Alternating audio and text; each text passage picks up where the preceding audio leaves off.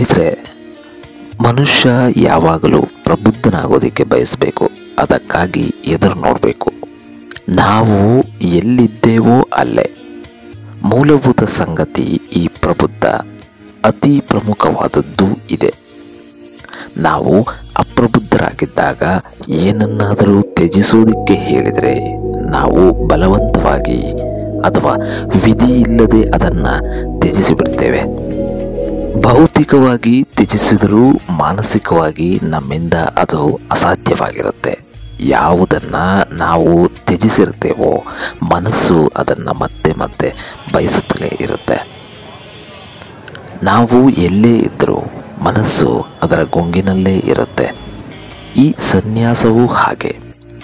ಹೊರಗೆ ಅವನೊಬ್ಬ ಸಾಧು, ಆದರೆ ಒಳಗೆ ಅದೇ ಸಾಂಸಾರಿಕ ಬಯಕೆ, ಮೋಹ, ಲೋಭ, ಮತ್ಸರಗಳು. ಏನು ಪ್ರಯೋಜನ?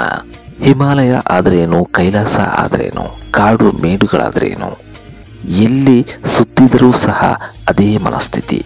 ನಿಜಕ್ಕೂ ಈ ಹಿಮಾಲಯಕ್ಕಿಂತ ಕಾಡು ಮೇಡುಗಳಿಗಿಂತ ಮಾರುಕಟ್ಟೆ ಎಷ್ಟೋ ಮೇಲು. ಕಾರಣ ಕ್ಷಣ ಕ್ಷಣಕ್ಕೂ ನಮಗೆ ಸವಾಲು ಅಲ್ಲಿ ಎದುರಾಗ್ತಾನೆ ಇರುತ್ತೆ. ನಾವು ನಮಗೆ ಮೋಸ ಮಾಡಿಕೊಳ್ಳೋದಕ್ಕೆ ಸಾಧ್ಯವಿಲ್ಲ. ಇದೊಂದು ಕನ್ನಡಿಯ ಹಾಗೆ.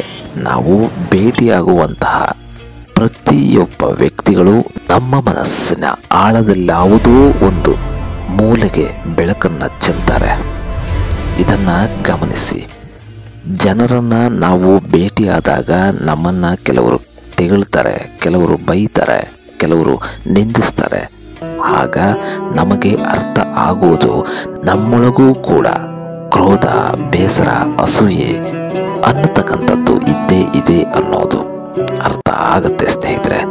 ನಮಗೆ ಯಾರೊಬ್ಬರೂ ಸಹ ಅವಮಾನ ಮಾಡದೇ ಇದ್ರೆ ನಮ್ಮಲ್ಲಿ ಕ್ರೋಧ ಇದೆ ಅನ್ನೋ ಅರಿವೇ ನಮಗೆ ಇರೋದಿಲ್ಲ. ನಾವು ಶಾಂತ ಸ್ವಭಾವದವರು, ತುಂಬ ವಿನಯ, ಸೌಜನ್ಯ ಉಳ್ಳವರು ಅನ್ನೋದು ತಿಳಿದು ಬಿಡುತ್ತೆ. ಮತ್ತೊಬ್ಬರು ನಮಗೆ ಮಾಡಿದಂತಹ ನಿಂದನೆ ನಮ್ಮ ಅಂತರಾಳದ ಕತ್ತಲಿನ ಮೂಲೆಗೆ ಬೆಳಕನ್ನು ಚೆಲ್ಲುತ್ತೆ.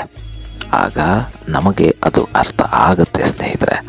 ಕಾಡಿಗೆ ಹೋದಂತಹ ಸನ್ಯಾಸಿಗೆ ತನ್ನ ಆಂತರಿಕ ವಿಲಕ್ಷಣಗಳನ್ನು ಅರ್ಥ ಮಾಡಿಕೊಳ್ಳುವ ಅವಕಾಶ ಸಿಗುವುದಿಲ್ಲ. ಕಾರಣ ಆತ ಅಲ್ಲಿ ಒಬ್ಬಂಟಿ. ಬೈಯೋದಿಕ್ಕೆ ಅಥವಾ ಹೊಗಳೋದಿಕ್ಕೆ ಯಾರು ತಾನೇ ಇರ್ತಾರೆ? ಆದ್ದರಿಂದ ನಾವು ನಮ್ಮನ್ನು ಅರ್ಥ ಮಾಡಿಕೊಳ್ಳೋದಕ್ಕೆ ಇರುವಂತಹ ಏಕೈಕ ಸ್ಥಳ ಅಂದರೆ ಈ ಸಂಸಾರ. ಇಲ್ಲದೇ ಇದ್ದರೆ ದೇವರು ಈ ಭೂಮಿ ಮೇಲೆ ಅಸಂಖ್ಯಾತ ಕಾಡುಗಳನ್ನು ಸೃಷ್ಟಿಸಿ ಒಬ್ಬೊಬ್ಬರನ್ನು ಒಂದೊಂದು ಕಾಡಿನಲ್ಲಿ ಇಟ್ಟು ಬಿಡ್ತಾ ಇದ್ದ. ಈ ದೈವತ್ವ ಅನ್ನೋದು ನಮಗಿಂತ ಬುದ್ಧಿ ಉಳ್ಳಂಥದ್ದು. ಅದನ್ನು ಬಿಟ್ಟು ನಾವು ದೇವರಿಗಿಂತ ಬುದ್ಧಿವಂತರು ಅಂತ ನಟಿಸೋ ಸಾಧುಗಳ ಬಗ್ಗೆ ಎಚ್ಚರದಿಂದ ಇರಬೇಕು.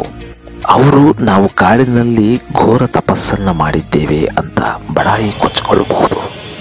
ಕಾಡಿನ ಸಾಧನೆಗಿಂತ ಸಂಸಾರದಲ್ಲಿರ್ತಕ್ಕಂಥ ಸಾಧನೆಯೇ ಅತಿ ದೊಡ್ಡದು. ಮನುಷ್ಯನಿಗೆ ವಿವೇಕ ಅನ್ನೋದು ಘಟಿಸೋದು ಸಂಘರ್ಷದ ಮೂಲಕ, ಸವಾಲುಗಳನ್ನು ಎದುರಿಸೋದ್ರ ಮೂಲಕ. ಕೆಳಗೆ ಬೀಳಲೇಬೇಕು, ಮೇಲೆ ಮತ್ತೆ ಏಳಲೇಬೇಕು. ಸಾವಿರಾರು ಬಾರಿ ನಿಂದನೆಗೆ ಒಳಗಾಗಲೇಬೇಕು.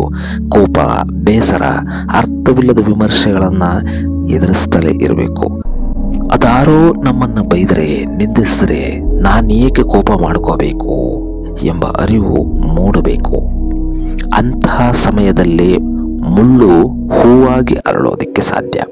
ಆಗ ನಾವು ಬದಲಾದ ವ್ಯಕ್ತಿಗಳಾಗ್ತೀವಿ. ಆಗ ನಾವು ಅನುಭವಿಸುವ ಶಾಂತಿಯನ್ನು ಯಾವ ಕಾಡು ಮೇಡುಗಳಾಗಲಿ, ಹಿಮಾಲಯ ಪರ್ವತಗಳಾಗಲಿ ನೀಡೋದಕ್ಕೆ ಸಾಧ್ಯವಿಲ್ಲ ಸ್ನೇಹಿತರೆ. ನಿರ್ಜನ ಪ್ರದೇಶದಲ್ಲಿರ್ತಕ್ಕಂಥ ಶಾಂತಿ ನಕಾರಾತ್ಮಕವಾದದ್ದು, ಆದರೆ ಸಂಸಾರದಲ್ಲಿರ್ತಕ್ಕಂಥ ಶಾಂತಿ ಜೀವಂತಿಕೆ ಉಳ್ಳದ್ದು, ಸಕಾರಾತ್ಮಕವಾದದ್ದು. ಇದನ್ನು ಯಾವತ್ತೂ ಮರೆಯಬೇಡಿ.